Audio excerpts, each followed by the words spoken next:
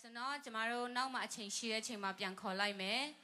အခုချိန်မှာတော့ကျမတို့အထူးဒီနေ့ရဲ့ကျမတို့ရဲ့အထူး sponsor ပေါ့နော် special guest အနေနဲ့တခြား stay ရနဲ့ပါဝင်တာဖြစ်ပါတယ်ပေါ့နော်သူတို့ကဒီနေရာမှာပါဝင်ပေးတာဖြစ်ပါတယ်ကျမတို့ CND မှာ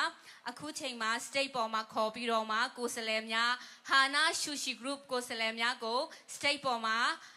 စကားနဲ့ငယ်ပြောဖို့ရန်အတွက်ဖိတ်ခေါ်ပါတယ် I would like to give thanks to Hana Sushi Group for being one of our major sponsor. Your generous and support means so much to us. Hello. လက်ခုပ်လေးတစ်ချက်တီးပေးကြပါဦးကျွန်တော်တို့2500တိတိလှူပေးပါတယ်လို့နော်ကျွန်တော်ချင်းမျိုးသားဖြစ်မြောက်ရေးအတွက်ကိုဒေါ်လာ2500လှူပေးတယ် Hana Sushi Group ဖြစ်တယ်ဆိုတော့သူ့နာမည်က Marshall လို့ခေါ်တယ်နော်ဆိုတော့သူ Texas ကနေလာရောက်ပြီးတော့မှဒီမှာဘာကြောင့်Georgia မှာလာရတယ်လဲဆိုတာလည်းသူနည်းနည်းပြောပြမှာဖြစ်ပါတယ် so would you like to say something about Hana Sushi Group and then introduce yourself Yeah what's going on everybody how you guys doing အားလုံးနေကောင်းကြလားတဲ့ We want to thank you so much for letting us come and celebrate with you guys ဒီနေ့ကျွန်တော်တို့ကိုဒီလိုလာပြီးတော့မှခင်ဗျားတို့နဲ့ဒီပေါ်ပြောဆင်နွှဲရတဲ့အခွင့်အရေးရှိတဲ့ကျေးဇူးအများကြီးတင်ပါတယ် It's a beautiful celebration beautiful people wonderful foodရန်လှပတဲ့ပွဲလည်းဖြစ်တယ်ရန်ချောမောကြတဲ့လူတွေလည်းဖြစ်ပါတယ်တဲ့စားလို့တောက်လို့လည်းရန်ကောင်းပါတယ်တဲ့ And we're just very thankful to be a part I am one of the franchise development managers like I said my name is Marshall Moody ဟုတ်ပါတယ်သူ့နာမည်ကတော့ Marshall Moody ကျွန်တော်နာမည်ကတော့ Marshall Moody ပါတဲ့သူက franchise development manager ဆိုတာကကျွန်တော်တို့ sushi company တွေယူတဲ့အခါမှာ franchisee ယူတဲ့အခါမှာပေါ့နော်အဲ့ဒါတွေကိုသူကနေပြီးတော့မှတာဝန်ယူပြီးတော့မှသူတို့ဟိုပါပေါ့ franchisee တွေကိုသူကဟိုစီယုံတာတို့နောက်ပြီးတော့မှ site ထိုးတာတို့တင်ပေးတာတို့ဘာညာတို့လုပ်တဲ့ manager ပေါ့နော်ဆိုတော့ Hana Sushi Group က franchise development manager ဖြစ်ပါတယ်တဲ့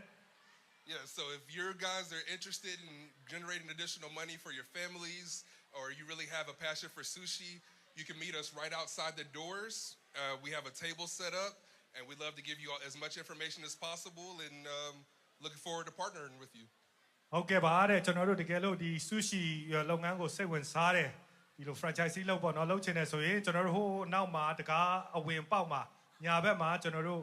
စပွဲလေးခင်းထားပါတယ် information လိုတဲ့ information တွေ sign ထိုးဟိုဘယ်လိုပြောမလဲ registration လုပ်ဖို့အဲ့လိုစာရွက်လေးတွေနဲ့အစားသူတို့လုပ်ပေးထားပါတယ်တဲ့ဆိုတော့ကျွန်တော်တို့ခင်ဗျားတို့နဲ့အတူလုပ်ပဲလည်းအများမျှော်လင့်ပါတယ်တဲ့ That's it? Okay thank you very much Thank you for having me အားလုံးလက်ခုပ်တီးပြီးတော့မှကျွန်တော်တို့တစ်ချက်ကျေးဇူးတင်ကြောင်းလေးပြောလိုက်အောင်နော် Yeah ဟုတ်ကဲ့ပါကျေးဇူးပါလို့နောက်အနောက်ကခုံမှာကျွန်တော်တို့ sushi franchise အစ်လိုချင်တယ်ဆိုရင်နောက်မှာသွားပြီးတော့မှ sign ထိုးလို့ရပါတယ်လို့ Okay အခုချိန်မှာစိတ်ကန်းအနေနဲ့ Burmese Advocacy Group ကိုဖိတ်ခေါ်ပါတယ် State ပေါ်မှာ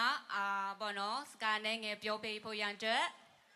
ဟုတ်ကဲ့ပါ Burmese Advocacy Group ဆိုတာကကျွန်တော်တို့အမေရိကမှာ American ဆိုရကိုကျွန်တော်တို့မြန်မာပြည်သားတွေအတွက်ပေါ့နော် advocacy လုပ်ပေးနေတယ်ကျွန်တော်တို့မြန်မာပြည်သားတွေအတွက်စကားပြောနေတယ်ကျွန်တော် USA ကမြန်မာပြည်သားတွေရောကျွန်တော်တို့မြန်မာပြည်ကမြန်မာပြည်သားတွေအတွက်ကောဒီကိုယ့်ရဲ့ဒီမှာရောက်နေတဲ့မြန်မာပြည်သားတွေတုံ့ပြန်ပြီးတော့လုပ်နေတဲ့ group ဖြစ်တယ်နောက်မှာ dynamic ဆက်ထိုက်ခဲ့ Yes. Thank you. Thank you for the CCG organizers and all the leaders here for inviting us. And this is such a beautiful thing to see here. My name is Van Lian Keo. I'm with the Burma Advocacy Group. ကျွန်တော်ကျေးဇူးအများကြီးတင်ပါတယ်တဲ့ဒီလိုပွဲမှာပါဝင်ခွင့်ရတဲ့အတွက်เนาะဖိတ်ခေါ်တဲ့အတွက်လည်းကျေးဇူးအများကြီးတင်ပါတယ်တဲ့ကျွန်တော်နာမည်ကတော့ Van Lian Keo ပါကျွန်တော်ကတော့ Burmese Advocacy Group ကတယောက်ပါတဲ့ We formed 5 years ago after the last coup because just like you and me here, what we're doing here in Atlanta and what we're currently doing in Burma, the people up in DC, our Congress, our government, do not hear us. ဆိုတော့ကျွန်တော်တို့ဒီ BAG ကိုလွန်ခဲ့တဲ့9နှစ်ကဖွဲ့ခဲ့တာဖြစ်တယ်တဲ့ကျွန်တော်တို့အခုဒီမှာလုပ်နေတဲ့လူတွေရောမြန်မာပြည်မှာလုပ်နေတဲ့လူတွေကျွန်တော်တို့လုပ်နေတဲ့ဟာကျွန်တော်ခန်းစားနေတဲ့ဟာကိုကျွန်တော်တို့ DC မှာရှိတဲ့ကျွန်တော် Congress လွှတ်တော်ကအမတ်တွေကဘာမှမသိကြဘူး So မကြားဘူးပေါ့နော် because of that, we from leaders from Kachin, Karen, Karenis, Mon, Bama, and of course the Chin, we formed a Burma Advocacy Group just to speak for the people who cannot speak. ဆိုတော့ကျွန်တော်တို့မပြောစကားမပြောနိုင်တဲ့လူတွေအတွက်ကိုကျွန်တော်တို့ဒီကချင်းကရားပေါ့နော်ကရင်စရှိတဲ့ကျွန်တော်တို့ဒီမြန်မာပြည်သားကိုစားပြုတဲ့လူတွေကနေပြီးတော့မှကျွန်တော်တို့စကားပြောပေးအတွက်ဒီဟာ PAG ကိုကျွန်တော်တို့ဖွဲ့စည်းအချင်းဖြစ်ပါတယ် And it is so important because currently the Democrats and the Republicans are supporting Burma. We don't have anyone that's against Burma in DC. ဆိုတော့အရန်အရေးကြီးတယ်ဘာဖြစ်လို့လဲဆိုတော့လောလောဆယ်အချိန်ဒီမှာ Democrat ကို Republican ကိုအမတ်ဒီအားလုံးကကျွန်တော်တို့မြန်မာပြည်ကို support ပေးနေတဲ့အချိန်ဖြစ်ပါတယ် Just like what you are doing today, cooperating amongst all the Chin. This is such a beautiful thing. ဆိုတော့အခုကျွန်တော်တို့ဒီမှာလုပ်နေတဲ့ပွဲတိုင်းပဲကျွန်တော်တို့ချင်းနေအမျိုးမျိုးရှိတဲ့ကြားတွေကအဲ့ဒါကိုကျွန်တော်တို့အားလုံးစုစည်းပြီးတော့မှကျွန်တော်တို့ဟိုလုပ်နေကောင်းတယ်ပေါ့နော်ဆိုတော့အဲ့ဒါအရန်ကောင်းတဲ့အရာဖြစ်တယ် Including your current representative from Clarkston and Atlanta area, Miss William, has sponsored a bill called No More New Fundings for Burma, which cuts off the military money. And the representative is from Clarkston in this area, Miss Williams. ဆိုတော့ Miss Williams ဆိုတဲ့ကျွန်တော်တို့ဒီအမတ်ပေါ့နော်ကျွန်တော်တို့လွှတ်တော်အမတ်ကဒီ Clarkston နဲ့ဒီနေရာ area တွေကိုကိုစားပြုတဲ့ Miss Williams ကကျွန်တော်တို့မြန်မာပြည်ကစစ်ဆိုရကို no more funding ဆိုတာကတော့ကျွန်တော်တို့ထောက်ပံ့ခြင်းမပေးတော့ဘူးဆိုတဲ့ bill ကိုပေါ့နော်ကျွန်တော်ဥပဒေကျမ်းကိုကျွန်တော်တို့ဒီကကျွန်တော်တို့ Atlanta ကကျွန်တော်တို့နေတဲ့နေရာကအမတ်ကိုယ်တိုင်ကကျွန်တော်တို့လွှတ်တော်မှာတင်သွင်းနေတာဖြစ်တယ် And our government in Congress need to see what we're doing in cooperating amongst each other, Chin, Kachin, Karen, Kareni, and Bamas, so that the money that has sanctioned will go to the proper places in Burma.